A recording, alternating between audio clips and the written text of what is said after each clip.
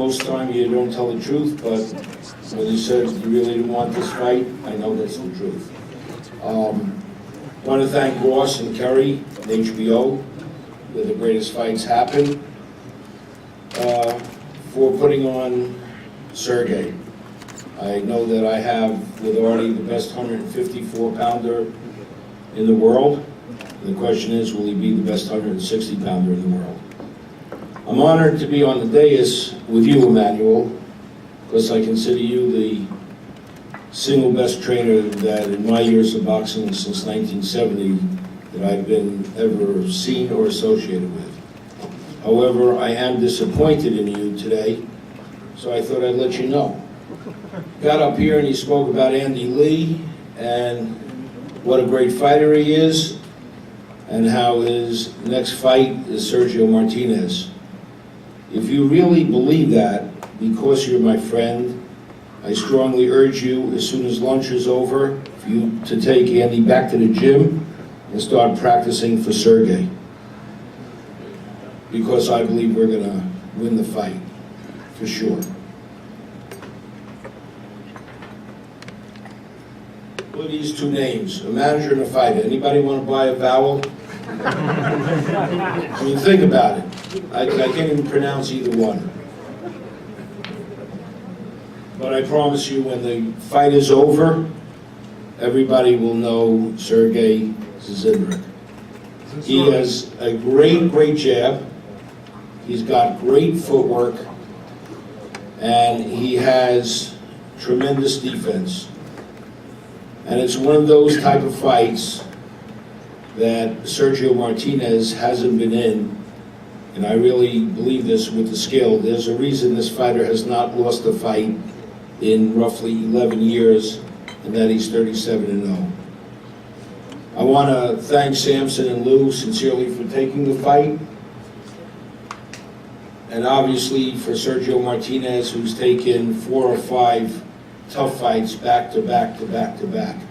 But I do want to say something about that before I relinquish the microphone to Artie. And I do want to compliment your trainer. I think Gabriel has done a spectacular job with Sergio. And I believe that one day you will be in the Hall of Fame for the work that you've been doing with your fighters. But when I mention the fight of tough fights back to back to back to back, that's really what boxing should be about.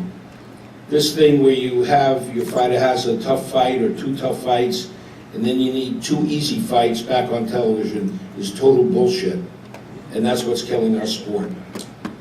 Fans don't want to see easy fights. When you go to work and you have a tough day, I doubt that anybody goes into their boss the next day and says, look, I worked really hard yesterday, so today I'd like an easy day. That's not what it's about. It's about the best fighting the best all the time. Sometimes those fights turn out to be barn busters. Sometimes it's not exactly what the fan thought they were getting in a fight of the 2 best. But that's what it should be.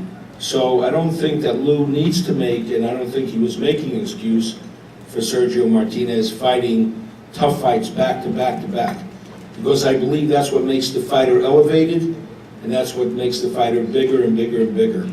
And I believe this fight against my fighter will make one of these 2 fighters into even a bigger star. Again, I thank HBO for the opportunity. I thank Sergey for allowing me to co-promote you with Artie and Harry, the management. And I tell you that the last time Artie and I worked on a fight together, it was with Diego Corrales against Castillo. Turned out to be the fight of the decade. I hope we can offer you the same thing on March 12th.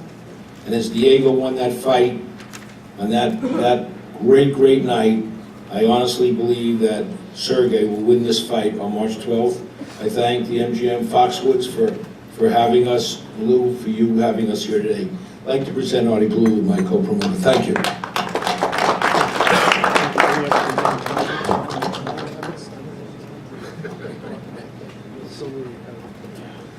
Hello, everybody.